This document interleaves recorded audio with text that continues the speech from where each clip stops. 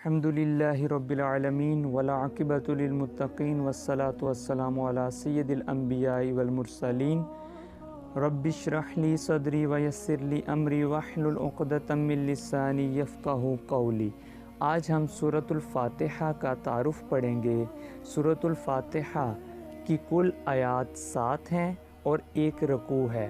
بسم اللہ الرحمن الرحیم۔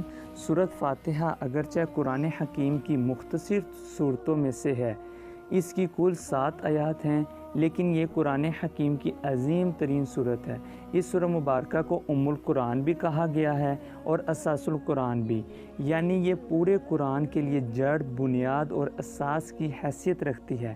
اب سوال یہ پیدا ہوتا ہے کہ یہ الفاتحہ کس اعتبار سے ہے؟ فتح یفتح کے معنی ہے کھولنا۔ چونکہ قرآن حکیم شروع اس سورت سے ہوتا ہے، لہٰذا اس سورت کو دی اوپننگ سورہ آف دی قرآن بھی کہا جاتا ہے، مطلب کہ یہ شروعات ہے قرآن کی۔ اس کا ایک نام الکافیہ یعنی کفایت کرنے والی ہے، جبکہ ایک نام الشافیہ یعنی شفا دینے والی ہے۔ اس لیے اگر گھر میں کوئی بیمار ہے تو یہ سورت پڑھ کر اس کو دم کر دیں، انشاءاللہ اللہ تعالیٰ اسے شفا دے گا۔ دوسری بات یہ نوٹ کیجئے کہ یہ سورہ مبارکہ پہلی مکمل سورت ہے جو رسول اللہ صلی اللہ علیہ وسلم پر نازل ہوئی ہے۔ اس سے پہلے آیات نازل ہوئیں۔ سب سے پہلے سورۃ الگ کی 5 آیتیں، پھر سورہ نون یا سورہ قلم کی 7 آیتیں، پھر سورۃ مزمل کی 9 آیتیں، پھر سورہ مدثر کی 7 آیتیں اور پھر سورۃ الفاتحہ کی 7 آیتیں نازل ہوئیں، لیکن یہ پہلی مکمل صورت ہے جو نبی صلی اللہ علیہ وسلم پر نازل ہوئی۔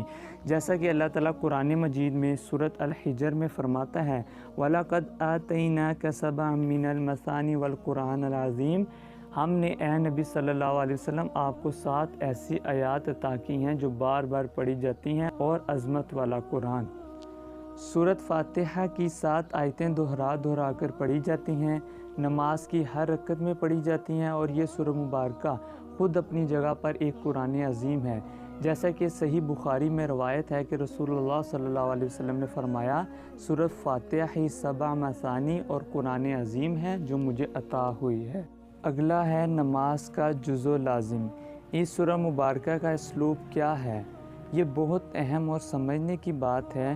ویسے تو یہ کلام اللہ ہے، لیکن اس کا اسلوب دعائیہ ہے۔ یہ دعا اللہ نے ہمیں تلقین فرمائی ہے کہ مجھ سے اس طرح مخاطب ہوا کرو، جب بھی میرے حضور آیا کرو تو سورۃ فاتحہ پڑھا کرو پہلے۔ واقعہ یہ ہے کہ اسی بنا پر قرآن مجید کی اس سورت کو نماز کا جزء لازم قرار دیا گیا ہے، بلکہ سورۃ الفاتحہ ہی کو حدیث میں الصلاۃ کہا گیا ہے، یعنی اصل نماز سورۃ الفاتحہ ہے۔